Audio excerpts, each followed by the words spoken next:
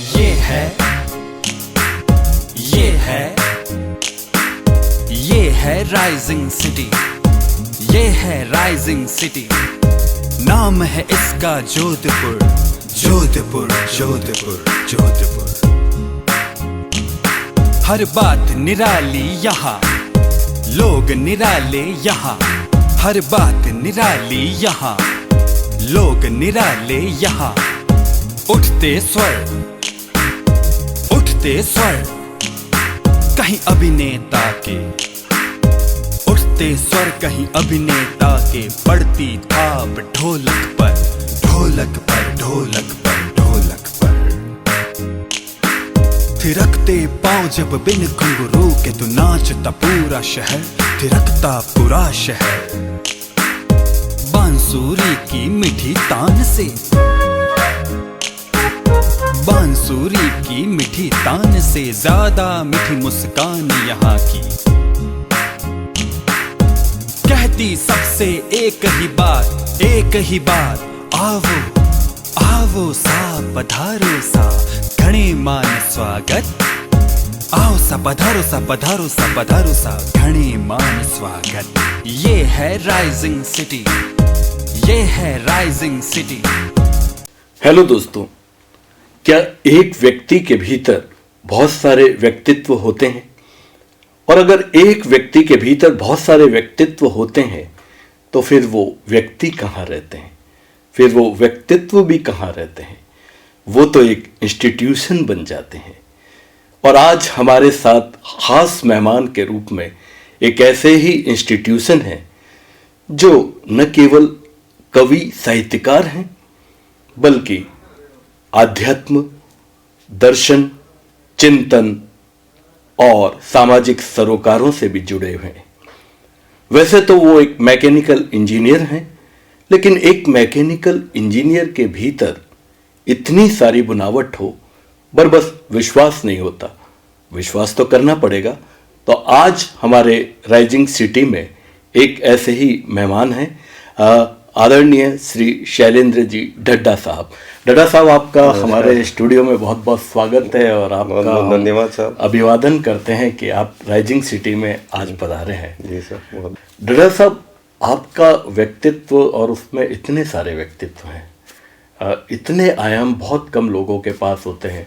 Being a mechanical engineer और MBA भी आपने विशेष रूप से मैनेजमेंट में जो किया है, लेकिन इसके साथ साथ बिल्कुल एक अलग आयाम है आपके, जिसमें कला, साहित्य, कविता, दर्शन, अध्यात्म, चिंतन और सामाजिक सरोकार, ये सब ऊंचाइयां आपने प्राप्त की अपने जीवन में और काफ़ी शिद्दत के साथ की है। लेकिन उसके बावजूद भी डाउन टू अर्थ बने रहना कैसे संभव हो पाता है?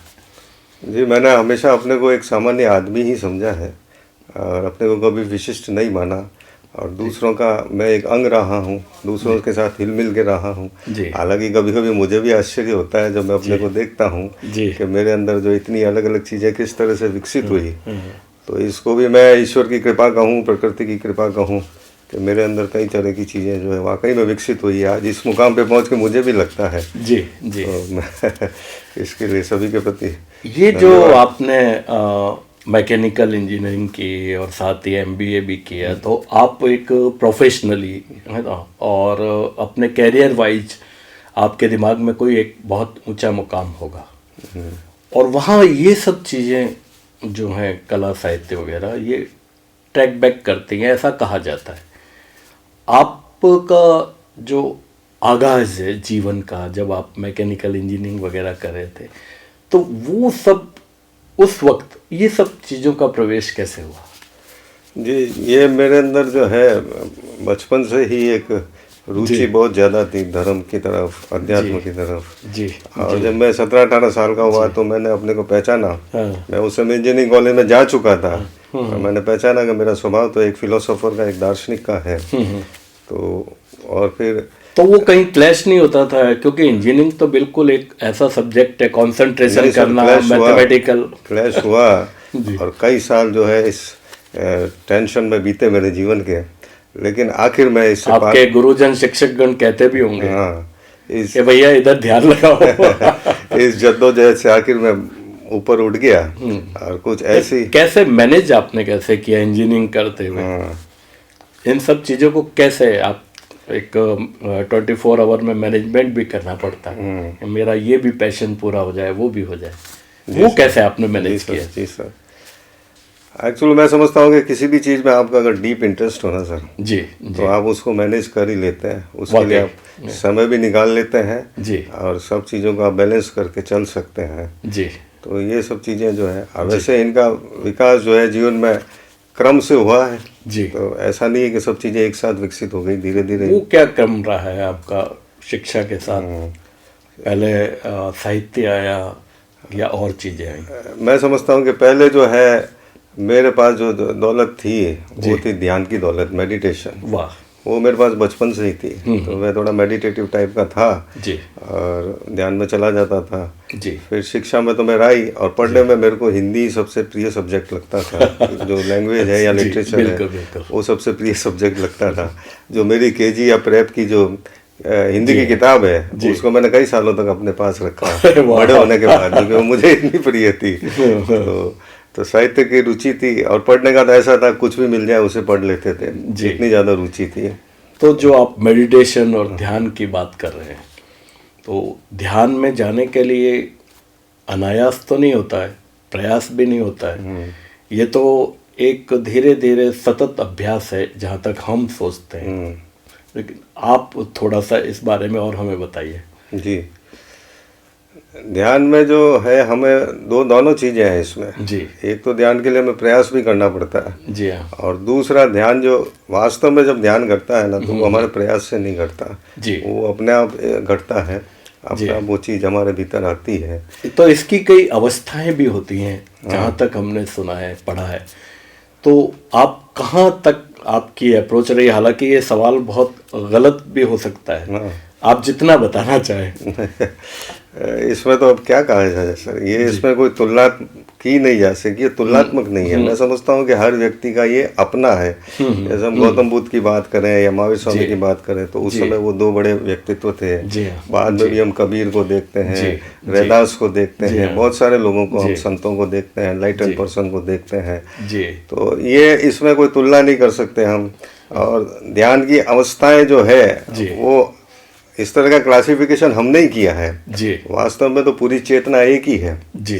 चेतना में खंड खंड नहीं है, वो एक ही चेतना है और उसमें जितना गहरा आप जा सकते हो आप चले जाते हो। हाँ, नहीं वो जैसे कहते हैं ना कुंडलिनी जागृति, वहाँ तक पहुँचना है तो वो कई अवस्थाएं आती हैं। वो हमारे यहाँ है कि कुंडलिनी है, उसमें 7 चक्र है जी। और सबसे ऊपर सहस्त्रार है जी। जहाँ जाके कुंडलिनी जो सहस्त्रदल कमल, हजारों पंखुड़ियों वाला कमल वहाँ जाके खिलता है। इसका मतलब समाधि लग गई है, एनलाइटेंड हो गया पर्सन। यही तो हमें चाहिए। वो जी। मानव जीवन का वैसे लक्ष्य वही है, वो उस अवस्था तक पहुँचना। जी। तो सामान्य जीवन में ढड्डा साहब जैसे स्टडी भी चल रही है, इंजीनियरिंग भी चल रही है, ये ध्यानावस्था भी चल रही है, लेकिन आसपास जो हमारा एटमॉस्फेयर है वो इन सब चीज़ों को अलाउ नहीं करता है, या कहीं ना कहीं वो उसमें बाधा तो नहीं कह सकते लेकिन ट्रैक बैक जरूर करता है। तो वो सब कैसे आपने मैनेज किया? जी सर, इसमें मैं समझता हूँ कि एक तो मेरा परिवार जो है मेरा सहयोग रहा है जी। मेरे जो पेरेंट्स हैं वो बहुत सरल व्यक्ति थे, तो उन्होंने कभी किसी तरह की बाधा नहीं दी। मैं रात के 12 बजे तक भी अगर कर रहा हूँ, ध्यान कर रहा हूँ या छत पर बैठा हूँ तो उन्होंने कभी मेरे को रोका नहीं जी। और इसी तरह पढ़ाई वगैरह में भी उन्होंने अपनी तरफ से पूरी आज़ादी दी जी। तो मेन तो परिवार का भी सहयोग रहा जी। हालांकि समाज से कई तरह की प्रतिक्रियाएं आती थी और आज भी आती है जी। लेकिन व्यक्ति को उन सब के प्रति सचेत रहकर जी। और एक पॉजिटिव अप्रोच लेकर ही चलना पड़ता है, वही मैंने किया जी। तो धीरे धीरे अच्छा एक यात्रा हो गई मेरी। वाह। आपने चूँकि स्टार्ट में ध्यान और इसकी तरफ ज़्यादा दिया, तो यही कारण है कि आपकी कुछ 2 पुस्तकें हमारे पास उनकी जानकारी हैं कि आपने पहले एक तो वो पुस्तक लिखी है जिसमें महावीर स्वामी का जिक्र है ना, और एक ध्यान से रिलेटेड ही आपने कुछ पुस्तकें लिखी हैं, उनके बारे में थोड़ा सा बताइए। जैसे आपने वो जो पुस्तकें हैं आपकी अध्यात्म साहित्य दर्शन पे है, उनके बारे में हम जानना चाहेंगे थोड़ा। जी साहब, मैंने एक अवेकनिंग नाम से पुस्तक लिखी है जी। हाँ, तो उस और एक महावीर प्रज्ञा है। महावीर महाप्रज्ञा का आविष्कार, जी ये इस टाइटल से भी एक किताब लिखी है। जी। ये जो किताब है महावीर महाप्रज्ञा का आविष्कार, इसमें मैंने एक तो महावीर का जो जीवन है, जी हाँ। पहले तो आधे खंड में उसकी बात की है जी। और दूसरे आधे खंड में महावीर की जो वाणी जी है उसके ऊपर मैंने बात की है। तो ये क्या पूरा उसमें विश्लेषण है, टीका है, फॉर्म क्या है? हाँ, उसमें एनालिसिस जरूर है, पर फिर भी मैं उसे अपनी भावांजलि ही कहूँगा। महावीर के प्रति जो मेरे हार्दिक भाव है, एक तरह से मैंने उनको प्रकट किया। जी। और जब उनकी वाणी को मैंने लिया तो उस वाणी को आज के संदर्भ में मैंने थोड़ा व्याख्यायित भी किया, जी। क्योंकि समय बदल गया है काफ़ी। जी। तो आज के समय के हिसाब से चीज़ों को एक नई दृष्टि से, नए परिप्रेक्ष्य में देखना चाहिए, जी। तो उसका मेरा प्रयास रहा। और अच्छा है कि ये पुस्तक जो है लोगों को काफ़ी पसंद भी आई, लोगों ने इसका बहुत स्वागत किया। जी हाँ, जी हाँ। तो यहाँ पे उस समय डिविजनल कमिश्नर थे आर के जैन साहब, मेरा उनका कोई पूर्व परिचय नहीं था। उनको भी ये पुस्तक बहुत पसंद आई, तो उन्होंने फिर हाँ, वो थोड़ा सा इन चीज़ों में काफ़ी समर्पित थे और रुचि भी लेते थे। जी हाँ। आपका जो व्यक्तित्व है उसके बारे में आपके आसपास लोग बहुत मुतस्सिर है उससे, तो हमारे साथ जुड़ गई हैं बीकानेर से मोनिका जी गौड। मोनिका जी, आपका बहुत बहुत स्वागत है। क्या कहना चाहेंगी आप ढड्ढा जी के बारे में? नमस्कार। सबसे पहले शैलेंद्र ढड्ढा जी यानी सुधर्मा जी को बहुत बहुत सारी शुभकामनाएं। शैलेंद्र जी एक ऐसा बेबाक, बेलौस और बेधड़क व्यक्तित्व है जिनके बारे में काफी सारी बातें की जा सकती है। उनके साहित्य संसार की बात करूं तो आपकी जो कविताएं हैं उनका एक अलहदा फ्लेवर है। अध्यात्म चेतना के साथ आप जब रचना लिखते हैं तो आम पाठक को लगता है अरे वाह, ये किसी संत ने हमारी ही बात कह दी है। तो उस संवेदनशीलता को जीने वाले और बेहतरीन मेजबान, एक ऐसे इंसान जो धर्म को कर्म कांडों से परे मानते हुए इंसानियत को सबसे बड़ा धर्म मानते हैं, उसको जीते हैं और जीने के साथ ही अपने लेखन में जिसको उतारते हैं, वो जो सत्य है उनके मन, वचन और कर्म की जो सत्यता है वो उनके लेखन में बिल्कुल स्पष्ट रूप से नजर आती है और वही उनकी यूएसपी भी कही जा सकती है। तो ऐसे ही मानव धर्म को सर्वोपरि मानने वाले, आध्यात्म चेतना को जीवन केंद्र में रखकर जीने वाले सच्चे कवि और अच्छे कवि शैलेंद्र जी को फिर से बहुत बहुत बधाई, बहुत सारी शुभकामनाएं। नमस्कार। बहुत बहुत शुक्रिया मोनिका जी।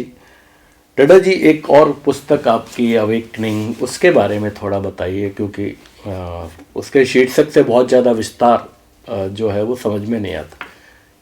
अवेकनिंग में आपने क्या कहा? अवेकनिंग में मैंने इसी चीज़ को लिया है कि हमारी जो चेतना है जी, अभी जैसी है वो पूर्ण रूप से जागृत नहीं है। जी जी। तो वो पूरी रूप में किस तरह से हम उसको जागृत कर सकते हैं, जी, तो उसके बारे में बात की है जी। और वो भी आज का जो संदर्भ है जी, जो सामाजिक हालात हैं और जिस तरह से बाबा लोग, गुरु लोग जो प्रोपेगेंडा कर रहे हैं या अपना बिजनेस कर रहे हैं, उसको भी ध्यान में रख करके मैंने उसमें बात की है। तो जैसे उसकी शुरुआत की पंक्ति मैंने शायद ये लिखी है कि मनुष्य जैसा है वो विचार में, कल्पना में और स्वप्न में जीता है। तो इन चीज़ों में, तीनों चीज़ों में जब जीता है तो उसका जागरण कम हो जाता है। तो इस तरह से जी। और इसका अंत मैंने ध्यान पे ले जाके किया है, तो इसमें सारी चीज़ों की चर्चा है। जी। आपका जो एक मुख्य व्यक्तित्व जो हमारी राइजिंग सिटी के जो हमारे व्यूअर्स हैं जानना चाह रहे हैं, कविता की तरफ आपका रुझान कब हुआ और क्या परिस्थितियां रही कि आपको लगा कि मैं कविता, एक कवि भी हूँ अंदर से? कविता साहब मैंने जो है 13-14 साल की उम्र में लिखना शुरू कर दिया था। जी जी। और ये अपना आप ही होने लगा था एक्चुअल में। आपको याद है अपनी कोई पहली कविता उन दिनों का? यार पहली नहीं तो कम से कम उसके आसपास की। पहली मैं मतलब 11वीं क्लास में पढ़ता था और रात को 2-3 बजे तक पढ़ता था मैं उस समय। जी। वैसे एक दिन मेरे को मन में आया तो मैंने एक छोटी सी कविता लिख दी थी, अब पूरी तो मुझे याद नहीं है जितनी भी। तो वो यूं थी कि मन में उमंग, 3 ताल तरंग, जग बड़ा तंग, इस तरह की तो तुकबंदी थी, पर वो मैंने लिखी। उसे लिख के मुझे शब्दावली है। उसे लिख के मुझे बड़ा आनंद हुआ आपने उसमें संगीत भी डाल दिया, तीन ताल और तीन ताल तरंग मन में उमंग जग बड़ा तंग, इस तरह की एक कविता मैंने लिखी जी। तो उससे मुझे बड़ा आनंद हुआ। फिर आपने आपके काव्य उस पे संकलन भी आए शायद, है ना? संकलन तो साहब बहुत बाद में आया था, बहुत बाद में बहुत बाद में आया था। बीच में फिर मैं मैकेनिकल इंजीनियरिंग की मैंने, और उसके बाद मैं नौकरी वगैरह। कविता को आपने गंभीर कब से लिया साहित्य? वही बता रहा हूँ साहब आपको, ये कविता मेरे जीवन से एक बार तो चली गई 15-16 साल तक, होता है। हाँ, और उसके बाद वापस लौटी मेरे जी। तो मैं कॉलेज में ही बैठे बैठे मैंने जो एक रजिस्टर में वापस कविताएं लिखनी शुरू की, और वही कविताएं मैंने फिर पुस्तक के रूप में प्रकाशित की। तो उनमें से हम एक कविता हम सुनना चाहेंगे अगर आपको याद हो तो। जी बिल्कुल, एक छोटी सी कविता है मेरी जी। वो है कि कोई कहता है जी, कर्म से महान होता है आदमी। वाह। कोई कहता है कर्म से महान होता है आदमी। कोई कहता है जन्म से महान होता है आदमी। वाह। कोई कहता है ज्ञान से महान होता है आदमी। वाह। मैं समझ नहीं पाता हूँ कि आदमी के लिए महान होना क्यों जरूरी है। वाह। क्यों नहीं रह सकता आदमी सीधा साधा मामूली आदमी बनकर, सीधा साधा मामूली आदमी बनकर। वाह। इसमें बात वही उठाई गई है कि हमें हमेशा दूसरों के जैसा बनने की प्रेरणा दी जाती है, जबकि हमें जो है अपना जो असली स्वरूप है उसको खोजना चाहिए कि मैं वास्तव में क्या हूँ जी। तो उसी के संदर्भ में एक कविता मैंने तो जो मैंने शुरू में प्रश्न पूछा था उसका स्ट्रॉन्ग जवाब मुझे अब मिल गया है कि ये जो अंतर संबंध आपके भीतर है इन सब आपके जो पैशन, रुचि और जो जिन फील्ड के प्रति आप समर्पित हैं उसका जवाब ये है आपकी कविता में आ गया है वो। जी जी बिल्कुल। पंत जी ने कहीं लिखा है कि वियोगी होगा पहला कवि, आह से उपजा होगा। तो अक्सर जो हमारे श्रोता हैं या पाठक हैं वो वियोग का मतलब एक ही परिप्रेक्ष्य में समझते हैं, प्रेमी प्रेमिका के वियोग को, जबकि वियोग तो हमारे शास्त्रों में जैसे दशरथ जी का पुत्र वियोग में प्राण त्याग देना, इस तरह के वियोग हमें बहुत मिलते हैं।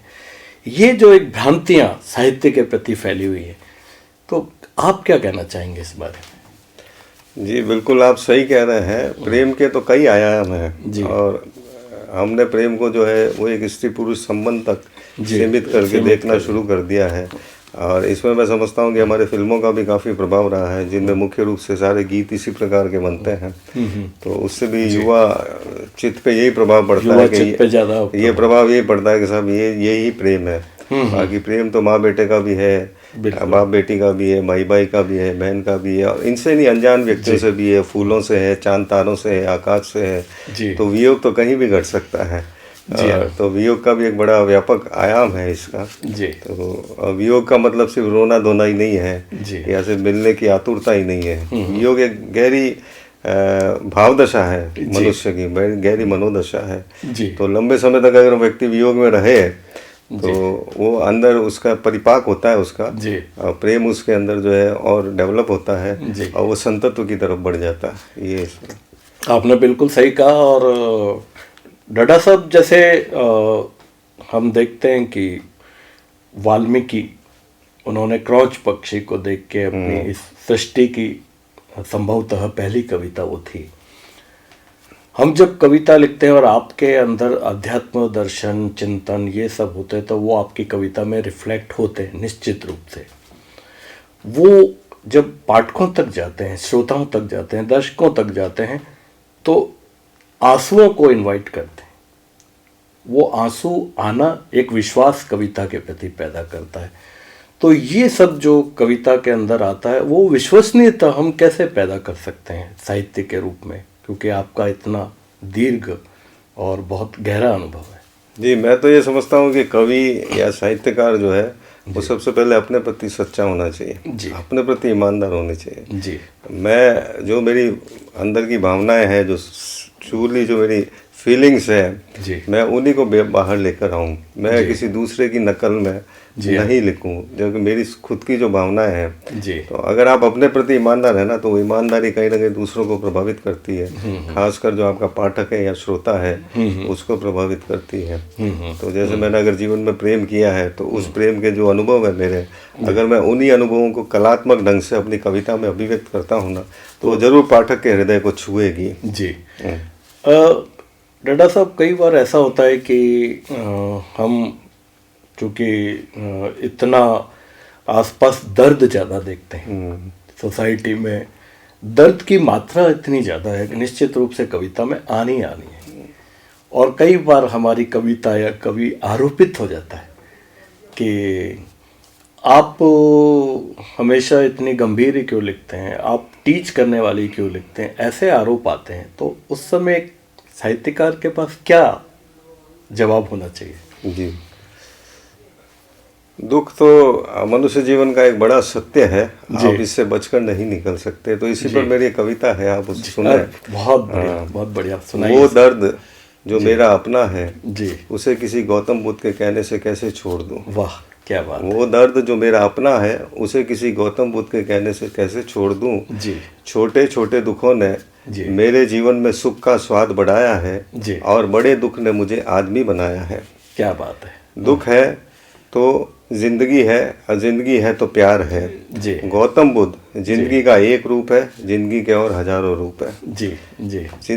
गौतम बुद्ध से प्यार करूंगा मैं, दुख को दामन में लिए जिंदगी का हाथ थामे। गौतम बुद्ध से प्यार करूंगा मैं, दुख को दामन में लिए जिंदगी का हाथ थामे। तो यह आप देखें कि मैंने तीनों को जो एक साथ ले लिया है। विश्वसनीयता भी इसमें आ गई है। हाँ, और एक जो कवि जो बात कहता है, साहित्यकार बात कहता है, तो वो एक अधिकृत हो जाती है, ऑथेंटिसिटी उसमें झलकती है। बिल्कुल यही बात है सर। जी। आपकी जो ये कविता थी, तो मुझे वो दुष्यंत ने भी दुख पे एक छोटी सी कविता लिखी थी, मुझे अनायास याद आ गई कि दुख किसी चिड़िया के अभी जन्मे बच्चे सा, किंतु सुख तमंचे की गोली सा मुझे लगा है। आप ही बताएं, क्या आपने अभी जन्मे चिड़िया के बच्चे को या चलती हुई गोली को चलते देखा है? वाह, बहुत खूब। तो वहाँ पे इस तरह की जब भावनाएं आती हैं, तो सोसाइटी में एक कवि जो है उसकी क्या जिम्मेदारी होती है कि वो दुख भी हो उसके माध्यम से थोड़ा लोगों को जागृत करे? जी बिल्कुल, जीवन में सुख और दुख दो ही मुख्य अनुभव है, और दोनों अनुभव आपको बेहोशी में भी ले जा सकते हैं जी, और आपको जागृत भी कर सकते हैं जी। ये इस पर निर्भर करता है कि आप सुख और दुख के अनुभव को किस तरह से लेते हैं, उसको किस तरह से आप रेस्पॉन्ड करते हैं। जी हाँ, जी। तो कवि का या साहित्यकार का ये दायित्व है। हमारा साहित्य का मूल उद्देश्य तो वही सत्यम शिवम सुंदरम है। वाह, क्या बात। तो दुख है, जरूर है, पर दुख हमारा लक्ष्य नहीं है, लक्ष्य तो हमारा आनंद ही है।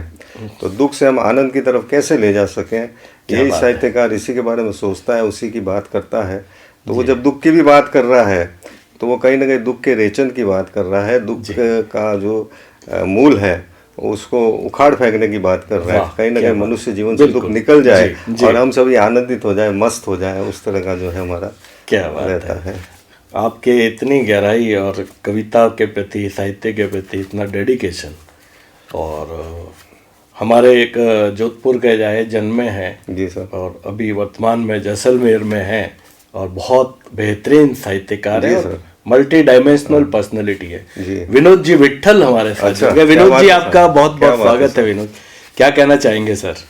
शैलेंद्र जी के बारे में जब भी मैं सोचता हूं तो मुझे एक ऐसा गैर दुनियादार आदमी नजर आता है जो समाज की प्रचलित मान्यताओं को, धारणाओं को, दिए गए ढांचे को हमेशा अस्वीकार करता है। और शायद यह अस्वीकार करना जो है वो इसे दोनों तरफ से ले जाता है, लिटरेचर की तरफ भी और फिलोसॉफी की तरफ भी। अगर हम पश्चिम के हवाले से बात करें तो वहां पर पब्लिक इंटेलेक्चुअल्स होते हैं। मुझे लगता है कि उसी प्रतिमान पर शैलेंद्र जी को मैं पब्लिक इंटेलेक्चुअल या पब्लिक फिलोसोफर कहूंगा। एक ऐसा व्यक्ति जो न किसी धर्म की बात करता है, न जाति की बात करता है, न किसी समाज की बात करता है, वो एक ऐसी विराट मानवता से खुद को संबोधित रखता है हर समय, जिसकी जरूरत मुझे लगता है इस दौर में सबसे ज्यादा है। एक लेखक के तौर पर, एक दार्शनिक के तौर पर, एक ऐसे व्यक्ति के तौर पर जो अपनी रचनात्मकता से, जो अपनी उपस्थिति से जीवन को अगंभीर बनाने की कोशिश करता रहता है, लेकिन बहुत गहरे और गंभीर विमर्श के साथ। यह नॉन सीरियसनेस सचमुच एक सीरियस डिस्कोर्स की मांग करती है, और खासतौर से उस समय जब शैलेंद्र सुधर्मा जैसे लोग हमारे समय में हों। एक वक्त आएगा जब फिर आपकी तरह यह कहा जाएगा कि हमने शैलेंद्र जी को देखा है। शुक्रिया विनोद जी, शुक्रिया। जो काव्य परंपरा है, अगर हम देखें तो हम लोग तो बाबा तुलसी के वंश के हैं, मीरा और कबीर। उससे पूर्व अगर हम कविता की तरफ देखें तो ऋषि मुनियों ने जो श्लोक लिखे वो सभी मंत्र बन गए, और वो आज भी सिद्ध मंत्र कहलाते हैं। ये सब जो हमारा समृद्ध हमारी आध्यात्मिक परंपरा है, जो कि आप आध्यात्म से जुड़े हैं, तो इनका सदुपयोग आज के युग में हम कैसे कर सकते हैं? जैसे बहुत से लोगों को समझाना पड़ता है कि ये सिद्ध मंत्र है, उन्हें कन्विंस भी करना पड़ता है, हालांकि वो दुख में खुद ही उस तरफ दौड़ते हैं।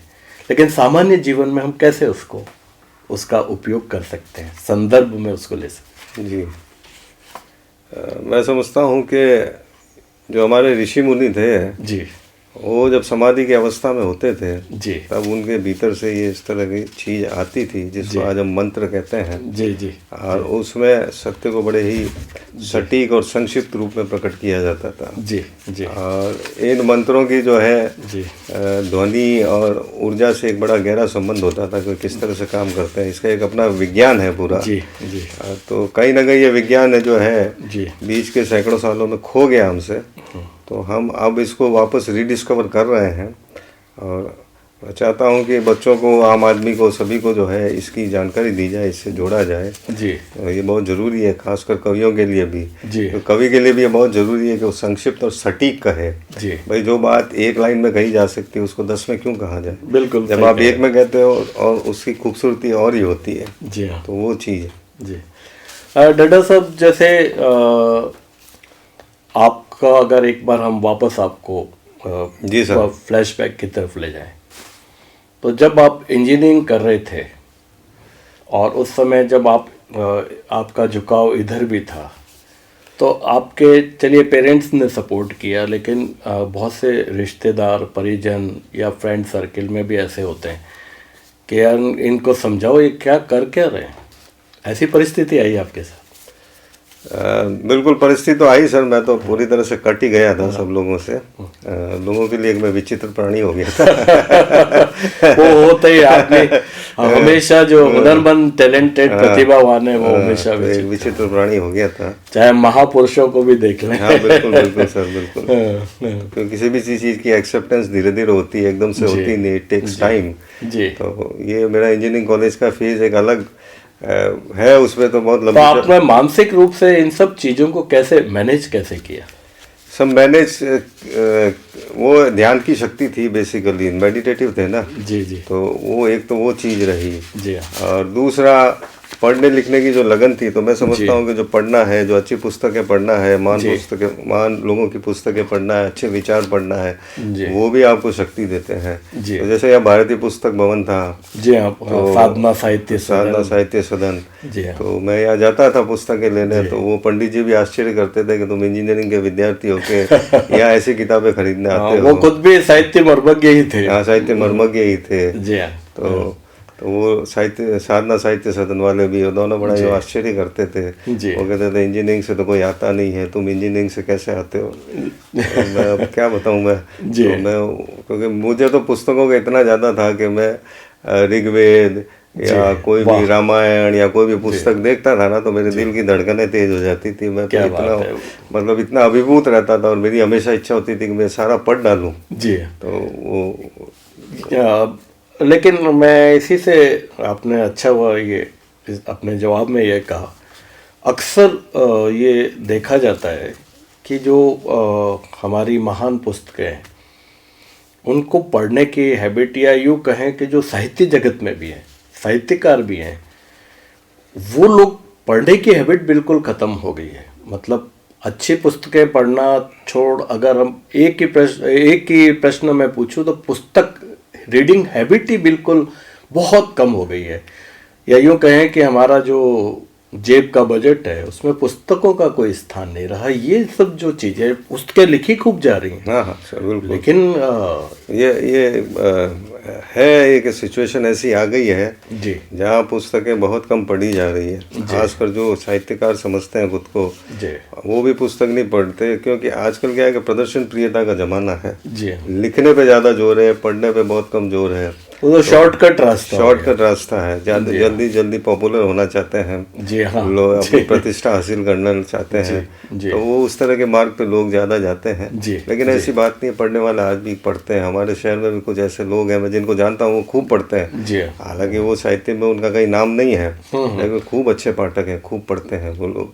हाँ, पाठक अच्छा होने के लिए भी पढ़ना जरूरी है, तभी वो उस फील्ड की तरफ रुचि। बिल्कुल, और पढ़ना बहुत जरूरी है सर। जो नहीं पढ़ा ना सर, जी वो जब लिखता है ना, तो जिसने पढ़ रखा है ना, वो तो उसकी कमजोरी तुरंत पकड़ लेता है। बिल्कुल। दूसरों को भले पकड़ में नहीं आए, लेकिन जिसका खुद का अध्ययन बहुत अच्छा है ना, वो तो देख लेता है कि भाई इसने जो है अभी अध्ययन किया नहीं है। नहीं, मैं इस चीज को समझ सकता हूँ, क्योंकि बचपन से मुझे भी बहुत शौक रहा है। पूरा विवेकानंद और प्रेमचंद काफी मैंने पढ़ लिया था 9th-10th में।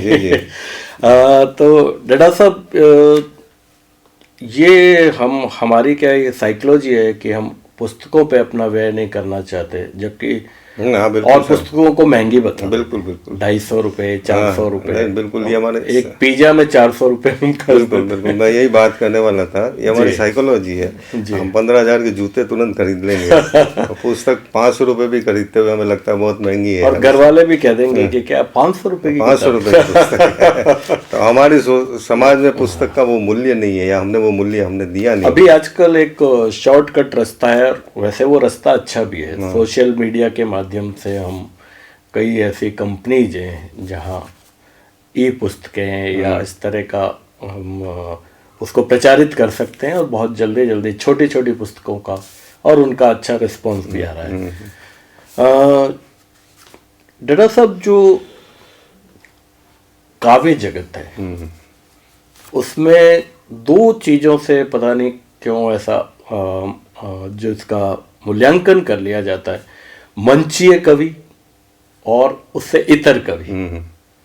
मंचीय कवियों को हम क्यों दोयम दर्जे का मानते हैं, और इतर कवियों को ही ज़्यादा हम उनमें सम्मान या तवज्जो देते हैं?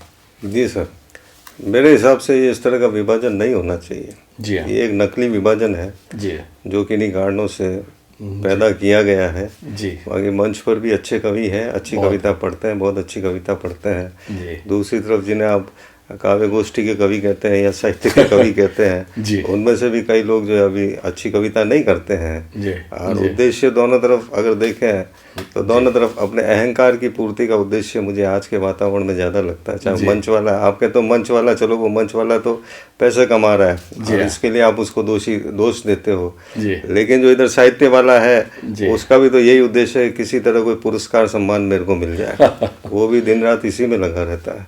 तो ये जो हालात है ये बड़े दुर्भाग्यपूर्ण है, लेकिन मैं समझता हूँ कि इसमें भी बदलाव आएगा। और डडा साहब, अगर अपने पूर्व की तरफ जाएं तो हम देखते हैं कि निराला जैसे महान कवि, उन्होंने राम की शक्ति पूजा मंच पे बहुत साधारण तरीके से पढ़ी। मेरा सौभाग्य बाबा नागार्जुन को देखने का एक कार्यक्रम में अवसर भी मिला, और उन्होंने कविता भी सुनी।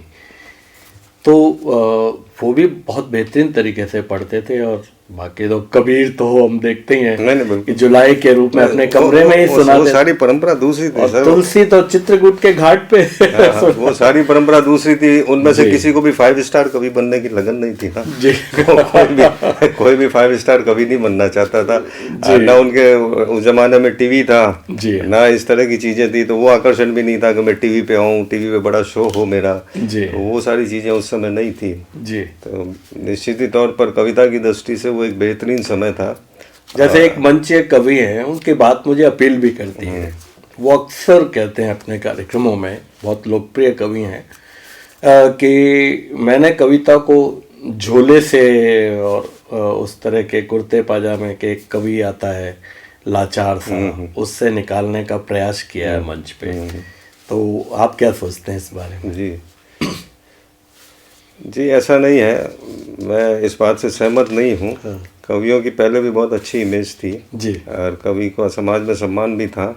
जब निराला की बात करते हैं, नागार्जुन की बात करते हैं जी। या जयशंकर प्रसाद की बात करें, सुमिता नंदन पत की बात करें, तो मैं तो बचपन से देखता हूँ कि इनका काफ़ी सम्मान था, इनको काफ़ी सम्मान से लिया जाता था जी। तो ये तो क्या है कि उनको अपना खुद का प्रचार करना है, ब्रांडिंग करनी है, इसलिए वो इस तरह के तर्क देते हैं ज़्यादा। मैंने साहब देखे जोधपुर में काव्य मंच जोधपुर के नाम से एक संस्था बना के जी काव्य गोष्ठियों का आयोजन किया था। जी। अभी भी कवि मित्र के नाम से हम कर रहे हैं। जी। तो इस तरह के छोटे मोटे प्रयास हम अपने स्तर पर करते रहते हैं। जी। तो ये जो कविता है ये तो मनुष्य के स्वभाव का अंग है, तो ये सिलसिला तो जारी रहेगा, इसको कोई बंद तो कर नहीं सकता। जी जी। ठीक है जी। तो इसमें भी अगर आप फिरकेबाजी करोगे, सांप्रदायिकता लाओगे, तो वो कोई अच्छी सिचुएशन नहीं होगी। बिल्कुल। आपके एक पूना में है सुनील साहिल साहब, वो हमसे जुड़ गए हैं। जी सर। सुनील जी, आपका बहुत बहुत स्वागत है सर। नमस्कार, मैं सुनील साहिल हूँ।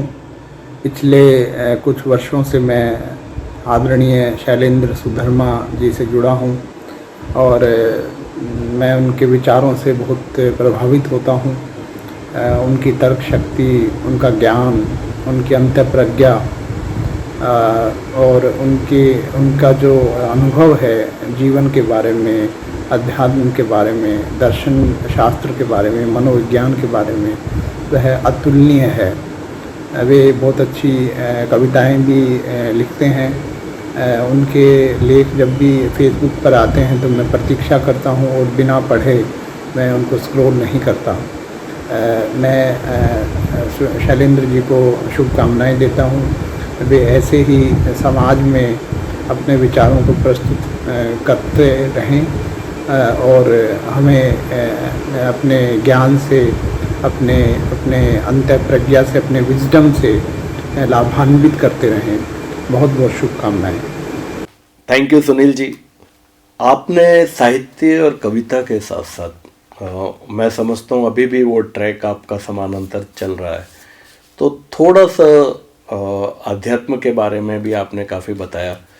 तो दर्शन चिंतन, इन दर्शन चिंतन सुनने में एक ही सब्जेक्ट लगता है, लेकिन मैं समझता हूँ कि एक अलग है। तो क्या है दर्शन और चिंतन के बारे में थोड़ा सा हमें बताइए।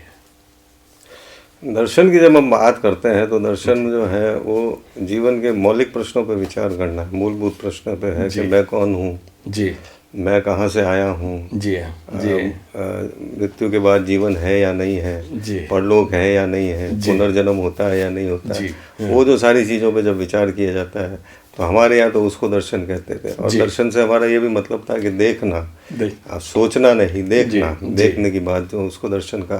चिंतन तो किसी भी चीज़ के बारे में हो सकता है कि वैज्ञानिक भी जब सोच रहा है किसी चीज़ के बारे में वो चिंतन कर ही रहा है, या जो कोई सामाजिक परिस्थितियों के बारे में सोच रहा है, जैसे राम मनोहर लोहिया है तो वो सामाजिक परिस्थिति के बारे में सोच रहे हैं, जयप्रकाश नारायण सोच रहे हैं, तो वो चिंतन हो गया। एक साहित्यकार जब साहित्य की दशा के बारे में सोच रहा है तो वो भी चिंतन है, तो वो दर्शन नहीं है। दर्शन जो है पूरे जीवन के मौलिक प्रश्नों पे, उसमें बहुत ज़्यादा गहराई से सत्य क्या है, अच्छाई क्या है, बुराई क्या है, इस तरह की जब बातें जब सोची जाती है ना तो हम उसको दर्शन कहते हैं। आजकल जो हमारे समाज में इतनी विसंगतियां आ गई हैं, और अगर हम चिंतन की दृष्टि से सोचें तो अब संयुक्त कुटुंब प्रणाली रही नहीं है। जी बिल्कुल। मैं और मेरे बच्चे यहाँ तक सीमित हो गए। जी बिल्कुल। अब ये जो टूटन है, जबकि संयुक्त कुटुंब प्रणाली में कम आय में, कम पैसों में भी हम अपने जीवन को अच्छा चला सकते थे, क्योंकि उसमें एक संबल था।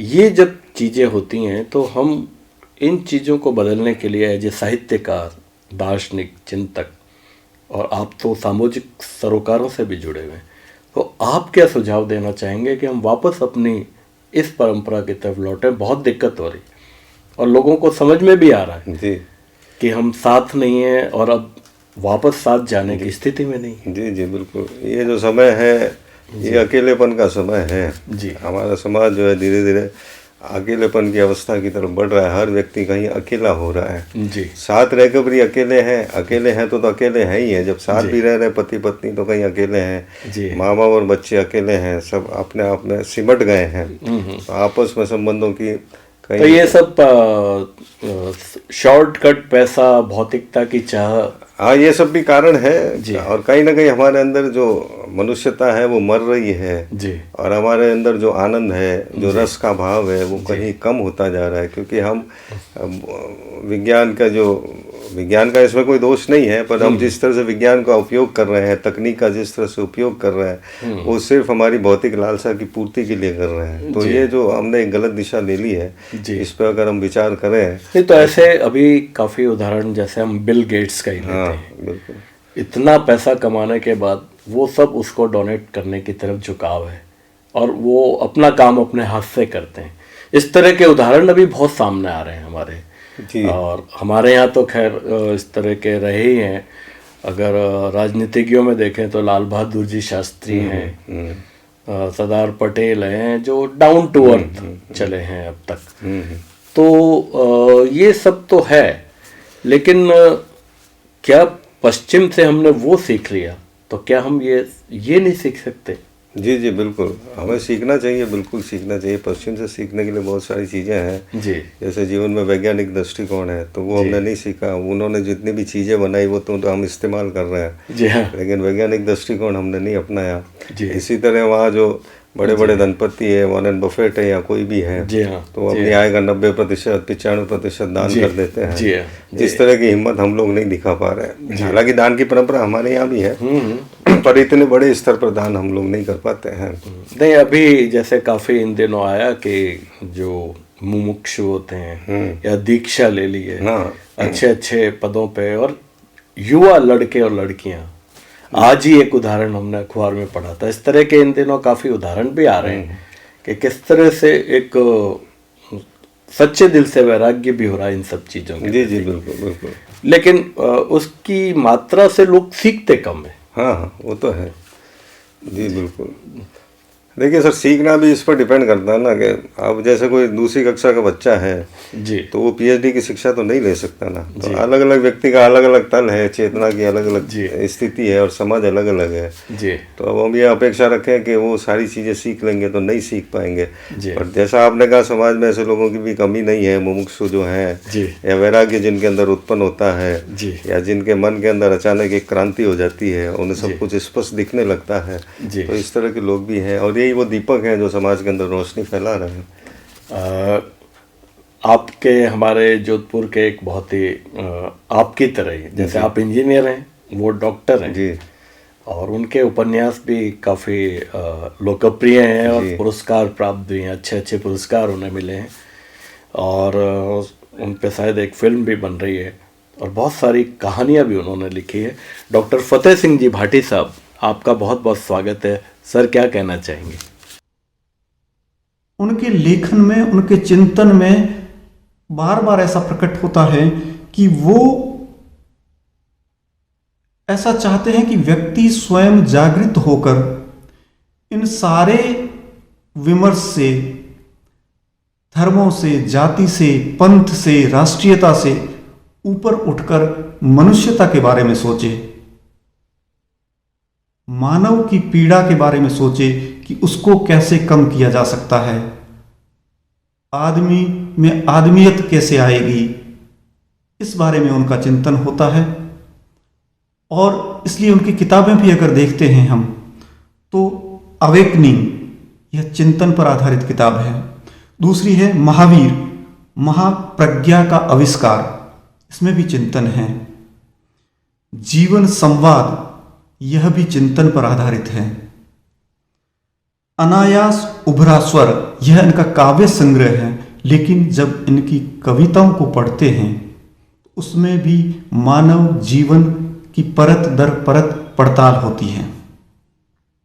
और ऐसे ही इनकी जो संस्थाएं इन्होंने स्थापित की है, काव्य मित्र समूह या काव्य मंच, ये साहित्य को समर्पित है, जबकि मन नामक संस्था समाज के बारे में, समाज की चिंता करती है। और केवल्य इक्सा नामक जो इन्होंने संस्था बनाई है वो आध्यात्म के लिए समर्पित है। इस तरह से इनका सारा चिंतन मानव और उसकी पीड़ा को समर्पित है। उनको बहुत मंगल कामनाएं देता हूं कि वे साहित्य के क्षेत्र में और अन्य सभी क्षेत्र में बहुत आगे बढ़ते रहें। Thank you sir. डॉक्टर भाटे साहब भी काफ़ी डाउन टू अर्थ हैं। जी और बिल्कुल, जब भी बिल्कुल, उनसे मिलता हूँ तो बिल्कुल। एक व्यक्तित्व ऐसा होना बिल्कुल, चाहिए, बिल्कुल। कुछ वैसा ही झलक मिलती मतलब है। मेरे उनमें कुछ समानता है, आप देख काफी- सकते हैं। काफी समानता है, इसीलिए। क्योंकि टेक्निकल फील्ड से जी, भी जी, है जी। और थोड़ी दार्शनिक प्रवृत्ति उनकी भी है, जी। तो ये काफी हमारे भीतर मतलब समानता है हमारी। जी जी। डाडा साहब, जो अब कविता जिसने काफ़ी रूप बदल लिए हैं, अगर अलग अलग परिभाषाएं पढ़ती हैं, लेकिन जैसे एक अफ्रीका के कवि ने लिखा कि कविता जो है वो जड़ से उगती है, पेड़ की तरह होती है, उसमें पत्ते और डालियां अलग अलग दिखाई दी। और कई लोगों ने तो कविता को एक जली हुई औरत भी कह दिया, तुलसी स्वांते सुखाए कहते हैं। तो ये सब जो है कविता की परिभाषा, और कविता इतने रूप बदल रही है, समझ नहीं आता कि कभी ये कोई आर्टिकल पढ़ रहे हैं, कविता पढ़ रहे हैं। ये जो इतने स्वरूप हो रहे हैं, तो बिल्कुल, बिल्कुल। क्या आप कहना चाहेंगे? जी, बेसिकली कविता का जो रिक्वायरमेंट है, कविता में कवितापन होना चाहिए। कविता तो लगनी चाहिए। जी। आप पढ़ रहे हो या सुन रहे हो, उस समय आपको महसूस तो होगी ये कविता है। जी मैं कोई लेख थोड़ी पढ़ रहा हूँ। जी हाँ। तो वो चीज़ है।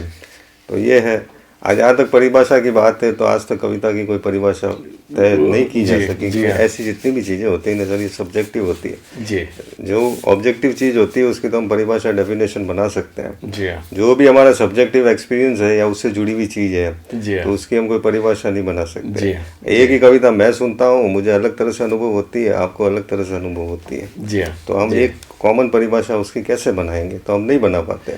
जी हाँ। तो ये इसमें थोड़ी एक लिमिटेशन है हमारी।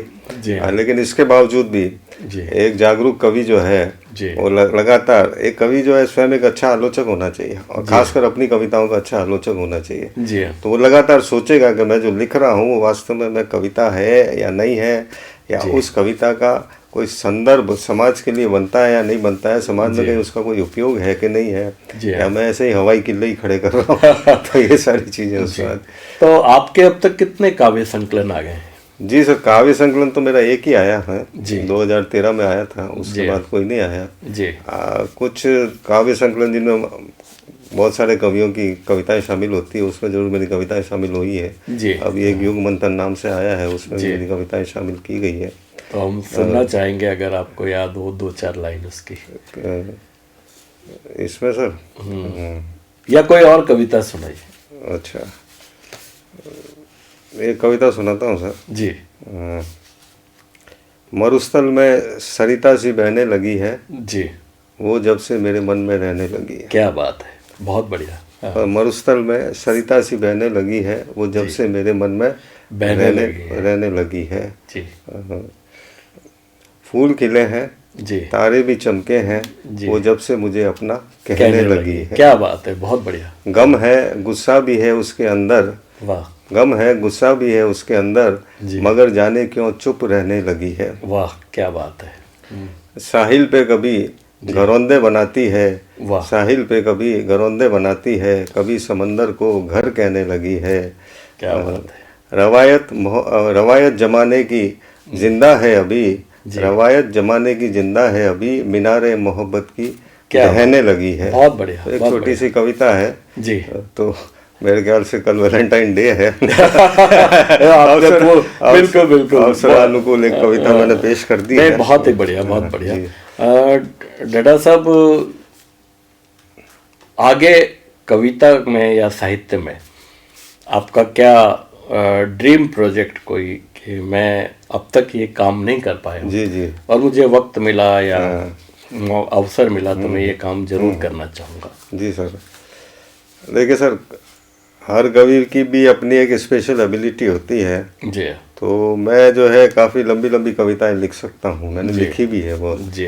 जी। तो अब मैं चाहता हूँ कि मैं पूरी पुस्तक एक ही कविता के रूप में, महाकाव्य के रूप में, महाकाव्य चाहे वो नहीं हो, पर एक ही कविता जो है वो पूरी पुस्तक के रूप में नहीं, लिखी बहुत जाए, अच्छा, जी। या इस तरह के प्रयास किए जाए। क्या होमवर्क कर रहे हैं आप उस पे? जी हाँ, बिल्कुल चल रहा है मेरा। जी तो इस तरह से जी हमारे साथ आपके उदयपुर के एक साथी हैं, युग धारा के वो अध्यक्ष हैं संस्था के, जी जी, और काफ़ी अच्छे साहित्यकार अशोक हैं, अशोक जैन साहब। हाँ, जी। जैन साहब, आपका बहुत बहुत स्वागत है सर। क्या कहना चाहेंगे हमारे आदरणीय ढड्ढा साहब के बारे में? नमस्कार, मैं अशोक जैन मंथन। शैलेंद्र ढड्ढा जी हमारे बहुत अच्छे मित्र हैं। पिछले काफ़ी दिनों से, करीब माने साल भर से आपके साथ हमारा साहित्यिक और व्यक्तिगत परिचय हुआ है। आप जोधपुर के निवासी हैं, उदयपुर में युगधारा से जुड़े, अच्छी रचनाएं लिखते हैं, और एक सबसे बड़ी बात यह है कि इनका जो चिंतन है वो मानवीय चिंतन है, सामाजिक सरोकार से आपका संबंध है, और आपकी रचनाएं जो मैंने पढ़ी है उसमें भी सामाजिक सरोकार की बातें ज़्यादा आती है। उससे मैं निश्चित रूप से इनसे प्रभावित हुआ, और इनके साथ मेरा जो अपना चिंतन है बेहतर मानवीय व्यवस्था, वो चिंतन आपका भी उसी तरह का चिंतन है। तो हमारी आपसी जो चर्चा है वो जब भी हम मिलते हैं इसी बात पर चर्चा होती है, और मिलकर उनको भी अच्छा लगता है, मुझे भी अच्छा लगता है। आपकी पुस्तक जो मैंने पढ़ी है उस पुस्तक के अंदर भी मैंने जो देखा है, एक चेतना की बात है, जागरूकता की बात है, स्त्री विमर्श के ऊपर, ख़ास तौर से जो कहीं भी अत्याचार या अनाचार इस तरह का देखने को मिलता है, वो किस तरह से आप शब्दों में ढाल देते हैं उनके दर्द को, वो मैंने उनकी आपकी रचनाओं में देखा है। एक अच्छे चिंतन के मतलब अच्छे चिंतन के मालिक हैं, और एक अच्छा व्यक्तित्व है आपका। सोच से मैं काफ़ी प्रभावित रहा आपसे, और बहुत अच्छा लगा। Thank you sir, thank you. Dhaddha साहब, एक चिंता, जैसा पहली चिंता मैंने आपको व्यक्त की थी कि पुस्तकों के प्रति लोगों में रुझान कम हो रहा है, खास तौर पर साहित्य का, लेकिन अभी एक शॉर्टकट और चल रहा है, सोशल मीडिया, उसके स्टेज का यूज़ तो अच्छा है और होना भी चाहिए, और काफ़ी अच्छा उपयोग भी हो रहा है, लेकिन उसके माध्यम से कई लोग सिर्फ ग्लैमराइज करने को, और अभी जैसे ये कहा जाता है कि पहले भरो अंदर, भरते नहीं उससे पहले उंडेल देते। जी जी, बिल्कुल बिल्कुल। तो क्या आप कहना चाहेंगे, क्या आपका सुझाव क्या है कि ये सब जो विसंगतियां, इनसे बचने के लिए? जी बिल्कुल, ये इसके लिए जो है हमें, जो हम बड़े हैं जी, हमें पहले अपने को ही बदलना पड़ेगा। जी, हमने एक ऐसा समाज बना दिया है जिसमें महत्वाकांक्षा जो है सबसे ज़्यादा इम्पोर्टेंट हो गई है, कि मुझे जो है सबसे ऊपर जाना, जी, सबसे बड़ा आदमी बनना है, जी, सबसे पॉपुलर मेरे को ही होना है। जी, तो ये एक जो दौड़ हमारे पैदा हो गई है ना, जी, ये बड़ा डैमेज कर रही है। कि पहले अगर आप जाने तो पहले जैसे कोई संगीत सीखता था जी, तो 20-30 साल तक तो संगीत ही सीखता था, फिर जाकर मंच पे आता था। जी, आज जो है वो ये चाहते हैं कि तुरंत जो है हम कुछ दिन की ट्रेनिंग के बाद मंच पर आ जाए। मुझे तो बड़ा आश्चर्य होता है कि 15 दिन की ट्रेनिंग में योगा टीचर बना दिए जाते हैं, जबकि पहले पूरा जीवन निकल जाता था लोगों का। जी, फिर भी नहीं, उनकी हिम्मत नहीं उसका होती, कोई हिम्मत नहीं होती थी कि अपने को योगा टीचर क्लेम कर सके या योग की क्लास शुरू कर सके। जी, जी, तो ये जो चीज़ें हुई है, ये जेट रफ्तार से चलने की जो प्रवृत्ति है, इसे हमें ही रोकना पड़ेगा। और जो हम बड़े हैं, जी, हमें पहले खुद में बदलाव लाना पड़ेगा, जी, और बच्चों को वो मार्ग दिखाना पड़ेगा, तभी इसमें बदलाव आएगा। एक और प्रश्न आपसे कि आपने इतनी संस्थाएं बनाई साहित्य की, लेकिन अक्सर हम देखते हैं कि साहित्य के जो दर्शक हैं वो 8-10 ही गंभीर होते हैं, या तो वो इतर बातें ज़्यादा करते हैं, या जहाँ कार्यक्रम चल रहा होता है वहाँ बाहर आके, जिसको हमारे जोधपुरी भाषा में हताई कहते हैं, वो ज़्यादा करते हैं। तो ये सब जो है, ये इनसे कैसे साहित्य की तरफ हम डेडिकेशन? नहीं सर, आप मुझे बताओ, कहीं अगर अमृत बट रहा हो तो कोई पीछे रहेगा क्या? और विष बट रहा तो कोई लेगा क्या? कोई नहीं लेगा। तो जब हम काव्य गोष्ठी कर रहे हैं या कवि सम्मेलन कर रहे हैं तो हम दे क्या रहे हैं उस पर निर्भर करता है ना। जी। अगर कोई बहुत अच्छी संगीत की धुन चल रही है तो सभी उसको सुनना पसंद करते हैं, ऐसा कौन है जो उससे इनकार करेगा। क्या बात तो हम दे क्या रहे हैं, ये हमें आयोजन भी उसी स्तर का करना चाहिए। तो मैंने जो काव्य मंच की गोष्ठियाँ की जी, जी। तो उसके अंदर जो एक बड़ा ही पॉजिटिव माहौल था जी। और ये हालात ये हो गए कि दूसरे शहरों से भी कवि उसमें पढ़ने आते थे जी। और शहर के लोग उसमें सुनने के लिए आने लगे थे जी। तो ये आपके प्रयास पे है और आयोजक की खुद की ईमानदारी पे भी निर्भर करता जी। है। अगर वो अपने ही सेटिंग में लगा हुआ है तो वो ज़्यादा दूर नहीं जा सकता। बिल्कुल सही कह रहे हो आप। एक और प्रश्न आपसे जो आपके व्यक्तित्व में शुमार है, ये जो सामाजिक सरोकारों से आपने कुछ संस्थाएं भी और कुछ इस तरह के लोगों को, डिसेबल लोगों के लिए भी काम किए हैं, तो ये सब आपके भीतर इंस्पायरेशन कैसे आया और अब तक आपने इस फील्ड में क्या क्या इस तरह के काम किए? जी, मैं उस चीज़ को समझता हूँ कि सेवा जो है वो प्रोफेशनल नहीं होनी चाहिए। जी। सेवा हमेशा जो है स्पॉन्टेनियस होनी चाहिए। जी। जी बिल्कुल। जी जी जी हाँ। स्पॉन्टेनियस होनी चाहिए। जी। आपके भीतर से सेवा का भाव जागना चाहिए। जी हाँ। इसलिए आपको किसी की सेवा करनी चाहिए। जी। तो हम अपने चारों तरफ जब देखते हैं तो हमारे पास सेवा करने के बहुत से अवसर हैं। जी। तो मैंने अपने परिवार में भी कई, जब कोई बीमार हो जाता था तो उनकी सेवा करने का मेरा एक भाव रहता था। वहाँ से आपको वहाँ से मेरे को ये भाव मिला। जी। और फिर हम लोगों ने जो है, हम दूसरे फील्ड में तो करते ही थे जी। और हमें एक विचार आया कि जो मानसिक रोगी हैं और जो मंद बुद्धि हैं, क्या इनकी भी कोई सेवा करता है? जी। तो हम यहाँ जो हॉस्पिटल में जाके हमने देखा उनको, हमने उनकी सेवा प्रारंभ की और इसके लिए एक मन नाम की संस्था बनाई। तो उसमें मेरे साथ और भी बहुत सारे लोग थे। तो हम सब ने मिलकर ये काम किया और वो काम अभी भी चल रहा है। जी। तो ये हम कर सकते हैं, ये छोटे मोटे प्रयास हैं, तो ये प्रयास जारी रहने चाहिए। मैं तो यही कहूँगा बहुत अच्छा प्रयास है छोटे मोटे का। नहीं, मैं ये समझता हूँ सर के जी। अगर हम अपने को प्रोफेशनलिज्म से या कॉमर्शियलाइजेशन से बचा लेना तो हमारी ह्यूमैनिटी जो है, हमारी मानवता जिंदा रहेगी। और अगर हम उन चक्रों में पड़ गए ना तो वो सेवा तो पीछे रह जाती है, फिर दूसरी चीज़ें जो है उसमें इम्पोर्टेंट हो जाती है। जी। जाते जाते आपसे हम चाहेंगे कि हमारे वो जो यूथ है, अभी नया नया लिखना शुरू किया है उन्होंने और वो बहुत शॉर्टकट आगे बढ़ना चाहते हैं, तो उन लोगों को क्या करना चाहिए एक बहुत अच्छा लिखने के लिए, या किन किन उनको स्टेप से गुजरना चाहिए? तो हमारे ऐसे युवा दर्शकों के लिए आपका क्या संदेश है? जी सर, मैं तो खुद भी अभी यंग हूँ। पर आपके पास अनुभव बहुत गहरा है। जी। मैं समझता हूँ कि युवा को सबसे पहले तो ये तय करना चाहिए कि उसे करना क्या है। जी। अगर उसे कविता करनी है तो कविता में भी उसे सोचना चाहिए कि उसे किस तरह की कविता करनी है। कविता भी कई डिफरेंट टाइप की पोइट्री होती है और आप सारी आर्ट्स को मास्टर नहीं कर सकते। तो आप किस आर्ट को मास्टर करना चाहते हैं, पहले आप उस चीज़ को डिसाइड करें। या आप किसी और फील्ड में भी कुछ करना चाहते हैं तो पहले ये डिसीजन हो जाना चाहिए कि मैं करना क्या चाहता हूँ। दूसरी चीज़ फिर वो आती है कि वो जो फील्ड है या जो आपने चूज़ किया है उसके बारे में आप तमाम जानकारियाँ इकट्ठी करें। पूरी तरह अपने को उसमें डेडिकेट कर दें, उसमें कोई कमी नहीं छोड़ें। तो उसके लिए ज़रूरी है कि आप स्वयं अध्ययन करें, लोगों से मिलें, बात करें और अगर कहीं पे वो काम चल रहा है तो उस काम को देखें। जैसे कविता की बात है तो आप दूसरे कवियों के वीडियो सुने, काव्य गोष्ठियों में जाएं, कवि सम्मेलनों में जाएं और आप देखें कि दूसरे कवियों के अंदर जो उनके अच्छे पॉइंट्स क्या हैं, उन अच्छे पॉइंट्स को आप पकड़ें और उनको यूज़ में लाएं। तो इस तरह से जो है वो धीरे धीरे आगे बढ़े। और दूसरी चीज़ है कि आप जो लिख रहे हैं उसके प्रति आप मोह नहीं रखें। अगर आपने खराब लिखा है तो उसको तुरंत फाड़ दें।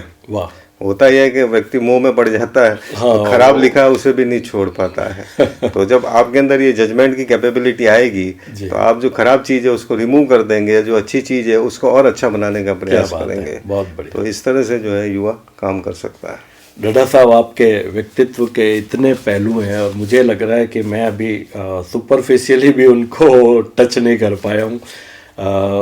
चूंकि आप जानते ही हैं कि घड़ी की मर्यादा जी, हमें बिल्कुल, रोकती समय है। की मर्यादा का पालन जरूरी है। लेकिन बहुत खुशी हुई कि हमारे राइजिंग सिटी प्रोग्राम में आप पधारे।